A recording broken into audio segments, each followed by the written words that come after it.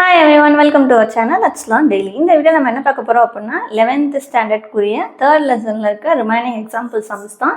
So already ப்ரீவியஸாக நம்ம நிறைய வீடியோஸ் போட்டிருக்கோம், லெசன் ஓரியன்டட் வீடியோஸும் இருக்குது, ரெண்டுமே செக் பண்ணி பார்த்துக்கோங்க. இன்னைக்கு பார்க்க போகிற எக்ஸாம்பிள் சம் எக்ஸாம்பிள் நம்பர் 17. ஓகேவா? கொஸ்டின் என்னன்னு ரீட் பண்ணுறேன் பாருங்க.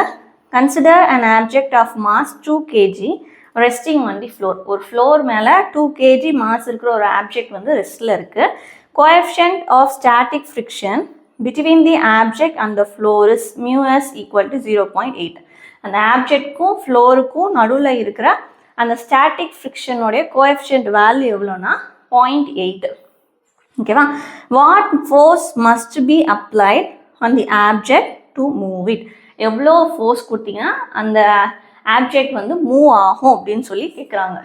அப்ளை பண்ணிங்கன்னா ஸோ அப்போ நமக்கு எப்போ மூவ் ஆகும்? எக்ஸ்டர்னலாக இருக்கிற ஃபோர்ஸ் மேக்ஸிமமாக இருந்துச்சு அப்படின்னா மூவ் ஆகும். அப்போது நமக்கு இங்கே மேக்ஸிமம் ஸ்டாட்டிக் ஃப்ரிக்ஷனுடைய அந்த ஃபோர்ஸ் வேல்யூ எவ்வளோ வருதுன்னு பார்க்கணும். அதை விட எக்ஸ்டர்னல் அதிகமாக கொடுத்தோன்னா மூவ் ஆகும். இதுதான் கான்செப்ட், சரியா? ஸோ இப்போ கிவன் என்னது? மாஸ் ஈக்குவல் டு 2 kg, மியூஎஸோட வேல்யூ 0.8. ஸோ அப்போ நமக்கு ஃபார்முலா வந்து ஆல்ரெடி தெரியும். எஃப்எஸ் மேக்ஸ் ஃபார்முலா படிச்சிருப்பீங்கல்ல, மேக்ஸிமம் ஸ்டாட்டிக் ஃப்ரிக்ஷன் அதோடைய வேல்யூ எவ்வளோ இருக்கும்? மியூஎஸ் எண்ணுக்கு ஈக்குவல். இது ஃபார்முலா தான். நீங்கள் அந்த ஸ்டாட்டிக் ஃப்ரிக்ஷன், கைனமேட்டிக் ஃப்ரிக்ஷன் அதிலெல்லாம் ஃபார்முலாஸ் படிக்கும்போது படிச்சிருப்பீங்க. ஓகேவா? ஸோ அப்போது எண்ணுன்றது எப்போயுமே எதுக்கு தான் ஈக்குவலாக இருக்கும்? எம்ஜிக்கு தான் ஈக்குவல். ஏன்னா நார்மல் ஃபோர்ஸ் உங்களுடைய ஆப்ஜெக்ட் ஃப்ளோர் மேலே இருக்குது. அப்போது இங்கே நார்மல் ஃபோர்ஸ் இருக்குது அப்படின்னா அதுக்கு ஈக்குவலான கிராவிடேஷனல் ஃபோர்ஸ் எம்ஜி இருந்திருக்கணும். அதனால தான் அது ரெஸ்ட்டில் இருக்குது, சரியா? அப்போ இந்த ரெண்டு ஈக்குவல். ஸோ அப்போ என் எதுக்கு ஈக்குவல்? எம்ஜிக்கு equal. Mu s MG. Mu s value எவ்வளோ? 0.8.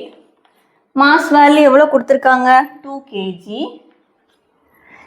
நெக்ஸ்ட்டு ஜி ஆக்சலரேஷனுடைய வேல்யூ 9.8. இப்போ எல்லாத்தையும் மல்டிப்ளை பண்ணிங்கன்னா என்ன கிடைக்கும்? ஃபஸ்ட்டு இது ரெண்டையும் மல்டிப்ளை பண்ணிக்கோமா? 98 80 மல்டிப்ளை பண்ணுங்கள். 8 8 64, 9 8 72, 78. திரும்ப 2 டேபிளில் போடும்போது 8 6 8. கரெக்டாக வேல்யூ தப்பாக வருது. ஸோ எங்கே மிஸ்டேக் விட்டுருக்கோம்? 15.68 வந்துருக்கு. 8 8 64, 6 9 8 72. அது கரெக்டு தான். ஸோ இங்கே மிஸ்டேக் பண்ணியிருக்கோம். 2 டேபிளில் போடும்போது 4 2s are 8, 8 2s are 16, 7 2s are 14, 14 + 1 15. இப்போ கரெக்டாக வருதா? ஸோ அங்கே மிஸ்டேக் பண்ணியிருக்கேன், சாரி.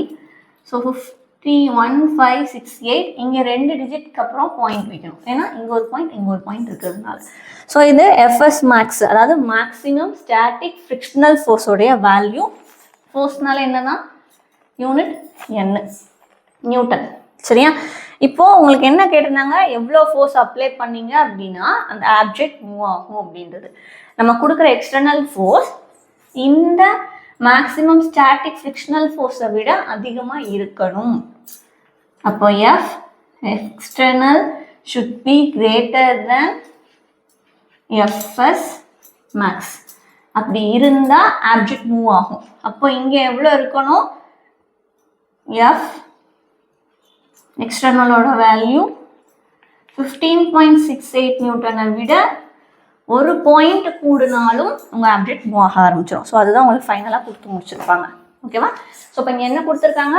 ஒரு ஆப்ஜெக்ட் வந்து ரெஸ்ட்டில் இருக்குது, அதில் எவ்வளோ ஃபோர்ஸ் அப்ளை பண்ணிங்க அப்படின்னா அது மூவ் ஆகும்னு சொல்லி கேட்டிருக்காங்க. ஆப்ஜெக்டோடைய மாஸும் ஸ்டாட்டிக் ஃப்ரிக்ஷனோடைய கோஎஃபிஷியன்ட் வேல்யூவும் கொடுத்துருந்தாங்க. ஸோ நமக்கு தெரிஞ்ச ஃபார்முலா என்னது? மேக்ஸிமம் ஸ்டாட்டிக் ஃப்ரிக்ஷனல் ஃபோர்ஸோடைய value FS max equal to mu s MG இல்லைனா மியூஎஸ் என்னன்னு. ஸோ சப்ஸ்டியூட் பண்ணிங்கன்னா 15.68 நியூட்டன் வந்திருந்தது. இதை விட நம்ம கொடுக்குற ஃபோர்ஸ் அதிகமாக இருந்தால் அந்த ஆப்ஜெக்ட் மூவ் ஆகும். அவ்வளோதான் கான்செப்ட், சரியா? ஸோ இந்த சம்மில் ஏதாவது டவுட் இருந்தால் கேளுங்க. மறக்காமல் நம்மளுடைய மற்ற வீடியோஸையும் செக் பண்ணி பார்த்துருங்க. இன்றைக்கி தான் நம்மளுடைய வீடியோ ஃபஸ்ட் டைம் பார்க்குறீங்கன்னா மறக்காமல் சப்ஸ்கிரைப் பண்ணிட்டு உங்களுடைய ஃப்ரெண்ட்ஸுக்கும் ஷேர் பண்ணிடுங்க. தேங்க்யூ.